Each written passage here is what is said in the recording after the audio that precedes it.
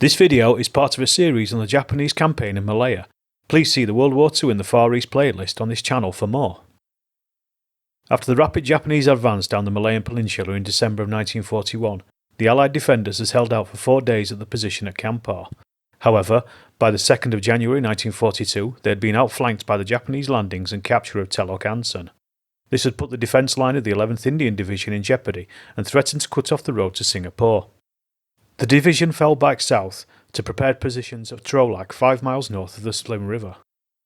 The position at Trolak was centred on the road which cut through the impenetrable jungle to open out to several estates of rubber plantations. The 11th Division had lost one of its brigades to defend the coast on the west and also to rest and reorganise. The remaining 2 brigades were the 12th Indian Brigade and the 28th Gurkha Brigade. Both of these had suffered heavy casualties in the previous week's fighting. The 12th Brigade was spread along the north-south road, with the 4th 19th Hyderabad Battalion to the north, blocking the road with roadblocks and other anti-tank obstacles. The 5th 2nd Punjabs held the only other prepared positions to the south, and then behind them were the 2nd Argyll and Sutherland Highlanders, who had no fixed anti-tank obstacles.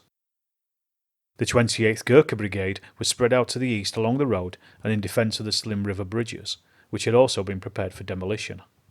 The Japanese were from Colonel Ando's group and consisted of the 42nd Infantry Regiment of the 5th Infantry Division.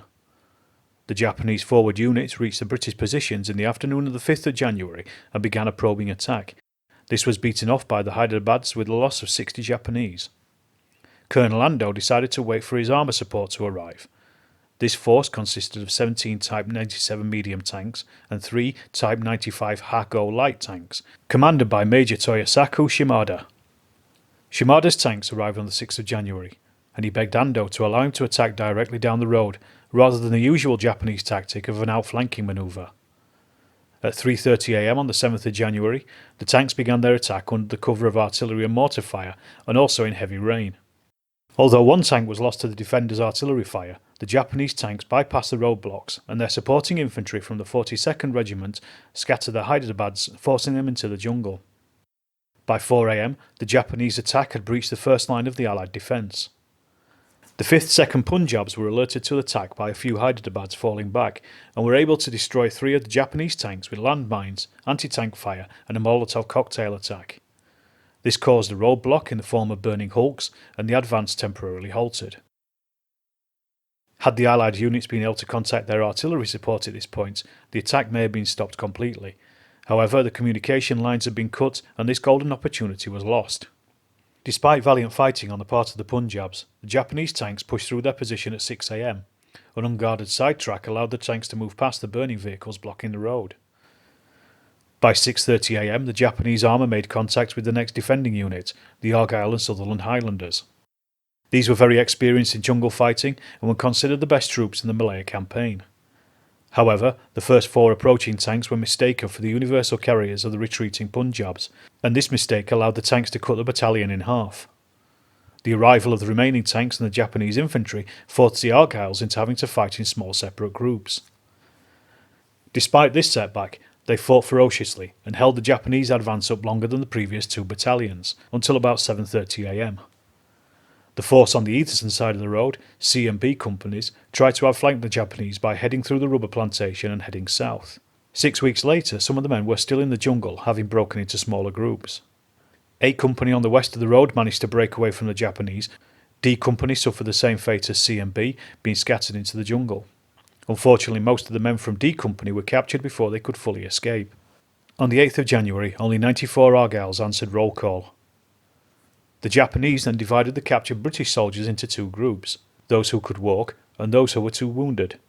The latter group was executed, and the survivors were forced to dig the grave and carry the Japanese wounded. Meanwhile, the Japanese tanks continued their advance down the road and smashed straight into Lieutenant Colonel Cyril Stokes' 5th 14th Punjabs, who were in marching order up the road. The 3 leading tanks, commanded by Lieutenant Watanabe, had the perfect target and machine-gunned the lined-up Punjabs. Stokes was mortally wounded, and the battalion suffered heavy casualties, which only mustered 146 officers and men on the 8th of January. By 8 am, the Japanese tanks were in the 28th Brigade's HQ area, scattering the 2nd 2nd and 2nd 9th Gurkhas. Despite no warning of the attack, these two battalions were able to escape across the river before the main Japanese force arrived. Not so lucky were the 2nd 1st Gurkhas, who were also marching along the road when the Japanese found them. The column was facing away from the line of attack, and they were caught in the rear with an even higher death toll than the Punjabis. The following day, only 1 officer and 27 other ranks answered the roll call.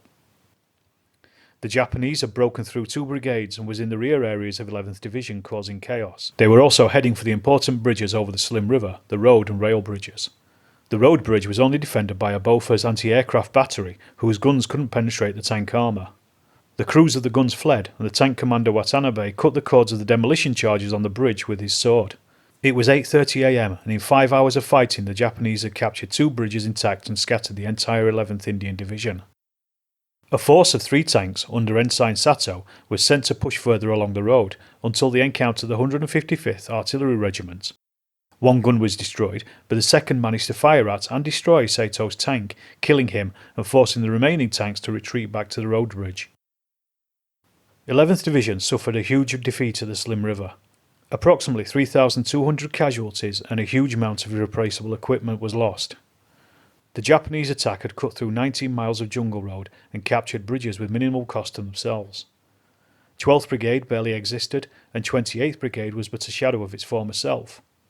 Some of the Argylls who had been scattered into the jungle were still missing in 1945, and 1 Gurkha NCO, Naik Nakam Ngurung, was found in October 1949, having been living in the jungle since 1942. The Battle of Slim River saw the less of central Malaya and the Allied units fall back south to defend Singapore.